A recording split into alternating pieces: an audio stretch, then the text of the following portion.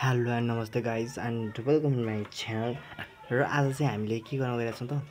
Sequence and सिरिजको हामी चाहिँ sequence and सिरिजको चाहिँ क्वेसनहरू सल्भ गर्न गइरहेछौँ आज चाहिँ बेसिकको लागि। अनि हामी चाहिँ भोलिबाट चाहिँ हामी नेक्स्ट पार्टमा चाहिँ इम्पोर्टेन्ट क्वेसनहरू बेसिक नै नआइकन हामीले अब इम्पोर्टेन्ट क्वेसनहरूमा फर्दर सोल्युसनहरू कसरी गर्ने पाए त्यो सिक्नु पऱ्यो नि त होइन। त्यही भएर चाहिँ केही फर्मुलाहरू छ। फर्स्ट नेचुरल नम्बर भनेको चाहिँ 1 + 2 + 3 + 4 + यस्तो आयो भने चाहिँ हामीले कस्तो फर्मुला लगाउने भन्ने हुन्छ। यसको चाहिँ फर्मुला के हुन्छ त 1 + 2 + 3 + 4 + यस्तो आयो भने चाहिँ हामीले some of the natural number भनेर यस्तो आयो भने 1 + 2 + 3 + 4 को फर्ममा आयो भने चाहिँ हामीले कुन फर्मुला लगाउने भन्दाखेरि n + 1 / 2 को फर्मुला लगाउने हामीले। र sum of the even number even number भनेको चाहिँ 2 4 6 8 र हाम्रो सम भनेको छ भने चाहिँ प्लस गरिदिनु पर्यो। अब यसको फर्मुला चाहिँ के हुन्छ भन्दाखेरि n +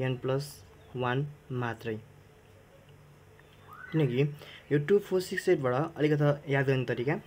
2 कमन तान्यो भने हामीले हेर त 1 2 3 4 यस्तै फर्म पाउने भएको कारणले गर्दाखेरि चाहिँ हामीले 2 कमन तानिसकेपछि 2 क्यान्सल हुन्छ र यसरी याद गर्दा पनि केही फरक परेन है त हामीले चाहिँ। र अब अड नम्बर भनेको हेर त अड नम्बर भनेको 1 + 3 + 5 + 7 के। अब यो चाहिँ यसको चाहिँ के हुन्छ भन्दाखेरि n² हुन्छ क्या है। कसरी निकाल्ने भन्दाखेरि यो त अब हाम्रो जिएममा छ हेर त रेसियो कति छ 2 छ। यसको रेसियो छ भने चाहिँ जिएममा छ नि हाम्रो भने चाहिँ हामीले त्यही फर्मुला लगाउने हो नि त। के फर्मुला लगाउने त n/2 2a +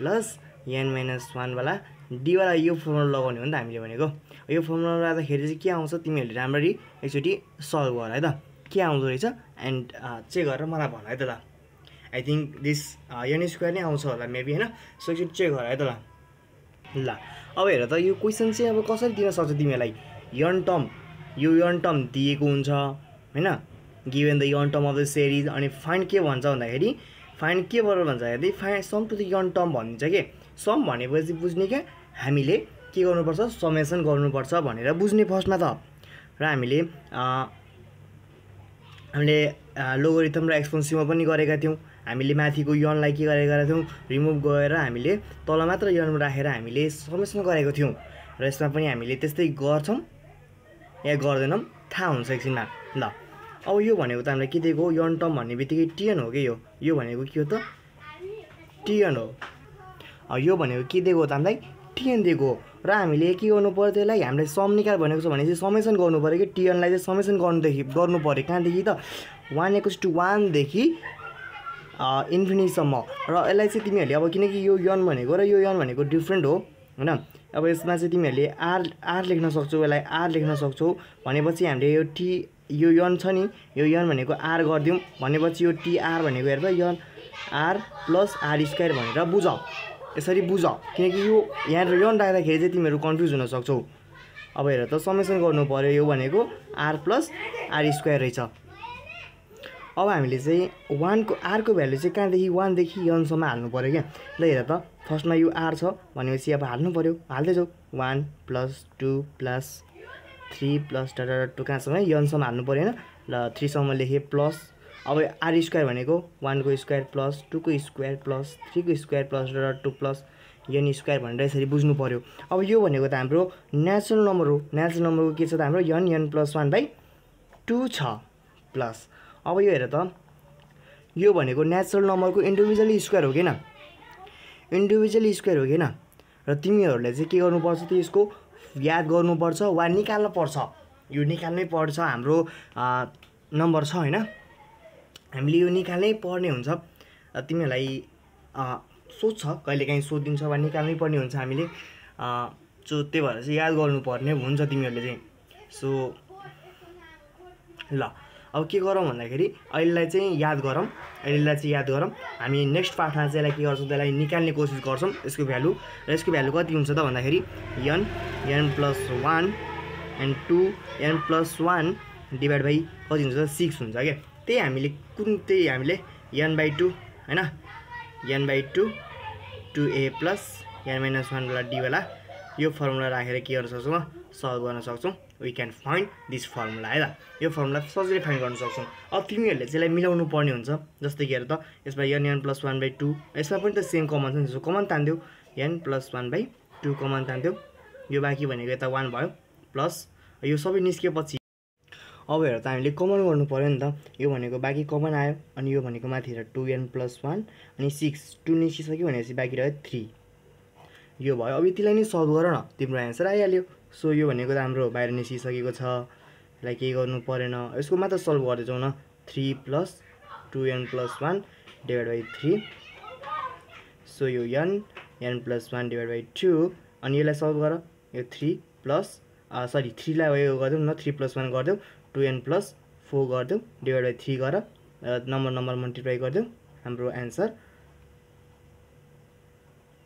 कति आउने भयो त यति आउने भयो मैले एक्सप्लेन गरिन यति आउने भयो जस्ट हामीले के गर्यौँ त फर्मुला हाल्यौँ नेचुरल नम्बरको के हाल्यौँ त फर्स्ट नेचुरल नम्बरको हामीले फर्मुला हाल्यौँ के हाल्यौँ त n + 1/2 अनि हामीले यो फर्मुला हाल्यौँ र हामीले के गर्यौँ त एउटा 1² + 2² + 3² हामीले यो एउटा फर्मुला छ त्यो याद निकाल्नु पर्ने छ त्यो निकाल्नुलाई केही छैन र तिमीहरूले यो फर्मुलालाई याद गर्नुपर्ने छ नेक्स्ट क्वेसन अब हामीले यो भनेको हामीलाई के दिएको त भन्दाखेरि tn दिएको 3n - 4n³ हामीलाई अहिले समेसन गर्न के गर्नु त गाह्रो हुने भएको कारणले हामीले यसलाई tr गरिदिन्छौँ 3r - 4r³ गरिदिन्छौँ अब यसलाई के गर्नु पर्यो त हामीले समेसन गर्नु पर्यो समेसन tr गर्नु पर्यो कहाँदेखि त r देखि 1 सम्म कहाँदेखि त n सम्म किनकि यहाँ n र n सेम हुने कारणले हामीले के गर्नु त r लाई अलिकति लेट गर्दियौँ केही फरक पर्दैन त्यसले पनि हैन ल tr कसो छ त 3r - 4r³ छ अब यसमा हामीले के गर्नु पर्छ त r को भ्यालु 1 देखि n सम्म हाल्नु पर्यो सो हेर त के अब यसमा के हुन्छ त 3^1 + 3^2 + 3^3 प्लस डट हुँदै गर्दा कहाँसम्म पुग्छ 3n सम्म पुग्छ नि त यो एउटा भयो हैन त सो त्यस्तै गरी माइनस अब यो 4 1³ प्लस r अब 2³ प्लस 3³ प्लस डट कहाँसम्म पुग्छ त्यो r सम्मै पुग्छ के n³ सम्म पुगिहाल्छ नि त्यो ल त्यो पनि केही भएन हाम्रो हैन अब यो हेर त यो भनेको हाम्रो हेर त यसको रेसियो निकाल्दाखेरि यो 9 भयो यो 27 भयो यसको gm मिल्छ त gm को रेसियो मिल्छ त मिल्दैन नि त t2 - t1 को रेसियो मिल्छ त मिल्दैन नि त यो भनेको हाम्रो के हो त सही अघि मैले gm भन्नाले चाहिँ अरिथमेटिक मिनमा छ भन्न खोजे है यो अरिथमेटिक मिनमा छ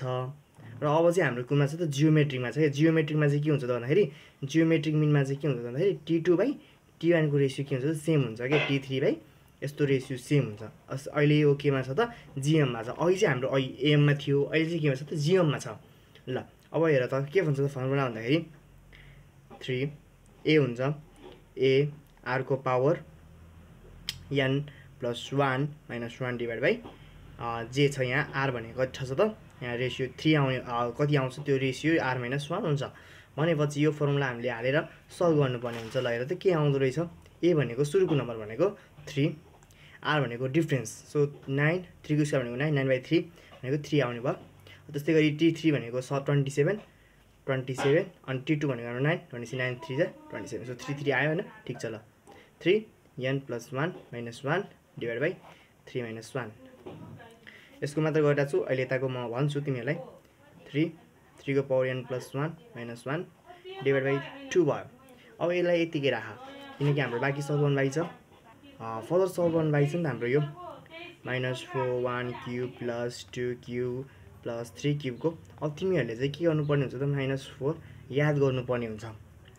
के याद गर्नुपर्ने हुन्छ त्यसको पनि हामीले निकाल्छौँ हामी भोलि न त पर्सि निकाल्छौँ केही छैन यसको याद गर्नुपर्ने हुन्छ तिमीहरूले के हुन्छ त्यसको भन्दाखेरि n² n + 1 को होल स्क्वायर / 2 को स्क्वायर भनेको 4 हुन्छ सो 4 क्यान्सल भयो भनेको -n² के आयो त n² n + 1 को होल स्क्वायर आयो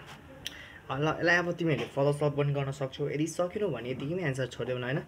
यतिकैमै छोड्देऊ र यो फाइनल एन्सर भयो हामीले यसरी सल्भ गर्न सक्छौँ र हामीले अब जुन अहिले दुईटा भ्यालु जेनरल मैले हालेँ हैन जहाँबाट भयो नि हालेँ मैले र त्यो चाहिँ हामीले सल्भ गर्नै पर्छ किनकि क्वेसन कहिलेकाहीँ सोधिन पनि सक्छ त्यहाँबाट हैन कसरी आयो भनेर थाहा पनि हुनुपर्छ र कहिलेकाहीँ सोधिरहेको छ केही भएन हामी सिक्छौँ so thank you for watching